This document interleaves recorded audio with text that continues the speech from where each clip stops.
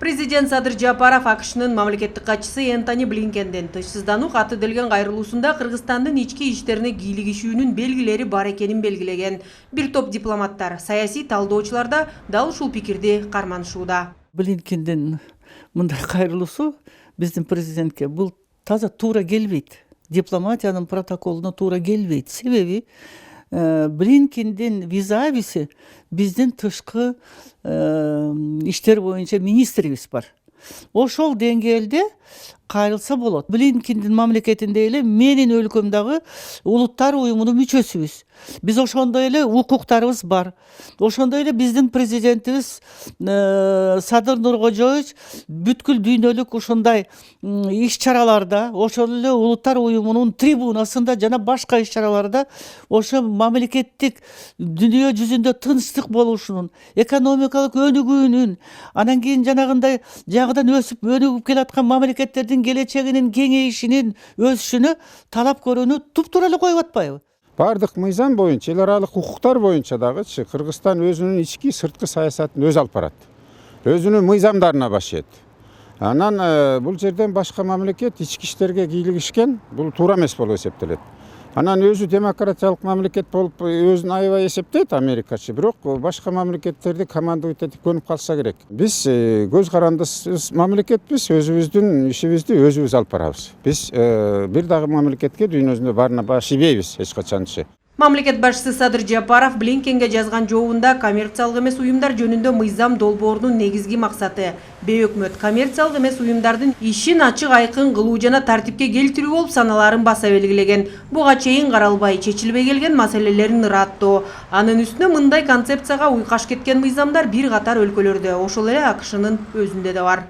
Учурда Кыргыз парламентинин депутаттары демилге кылган мыйзам долбоорунун концепциясы 1938 жылы АКШда кабыл алынган жана азырда колдонулуп жаткан чет өлкөлүк агенттерди каттоо жөнүндө мыйзамдын концепциясына жакын экенин баса белгилейм. Белгилүү болгондой, ФАРА мыйзамында чет өлкөлүк агенттин статусу жалпыга маалымдоо каражаттары үчүн гана эмес, башка юридикалык жана жеке жактар үчүн да каралган. Каттоодон кечиксе же баш тартса административдик эле эмес, ал тургай кылмыш жаза жоопкерчилигин да тартат деп турат. Ушуга байланыштуу бир суроо жаралат.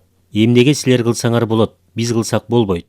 АКШнын чет элдик агенттерди каттоо мыйзамына ылайык тиешелүү реестрге чет мамлекеттердин эл аралык жана коммерциялык уюмдардын өкүлчүлүктөрүнөн тарта кайсы бир тараптардын кызыкчылыктарын илгерилетүү боюнча кызматтарды көрсөтүүнү ачык жарыялаган жарнак жана лобби агенттиктеринен бери катталат. Талап бузгандар үчүн эң жеңили $250,000 айып болсо, эң оору 5 жылга чейин темир тор артына кетишет. Бейөкмөт уюмдарындагы бир топтору бир дагы отчет беришпейт. Мен деле ишкана жетектейм.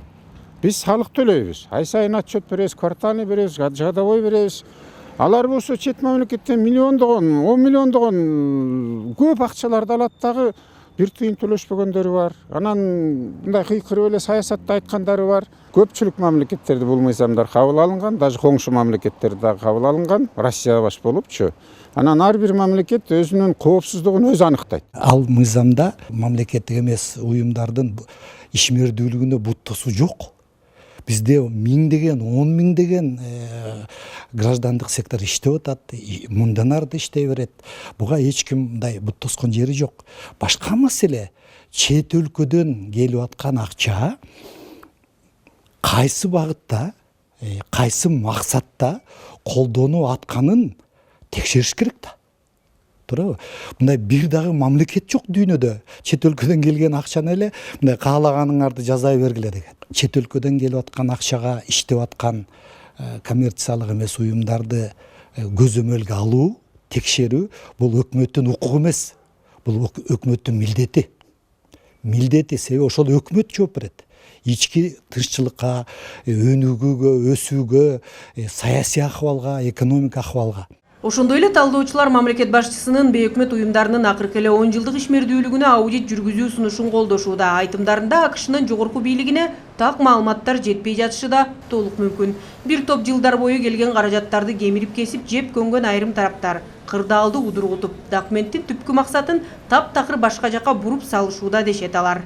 Менин оюмча Кыргызстан президенти Садыр Жапаров туура жооп берди АКШнын көчтүктөрүнүн катына. Анткени азыр заман башка, көп тараптуу, көп дүйнөлүк многополярный деп коесузбу заман келди да азырчы. Бул биринчи себеби.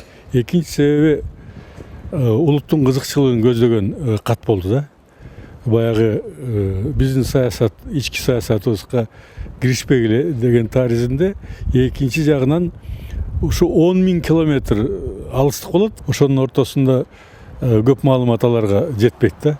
Жетсе дагы туура эмес, баягы талкуулап туура эмес аныкталат.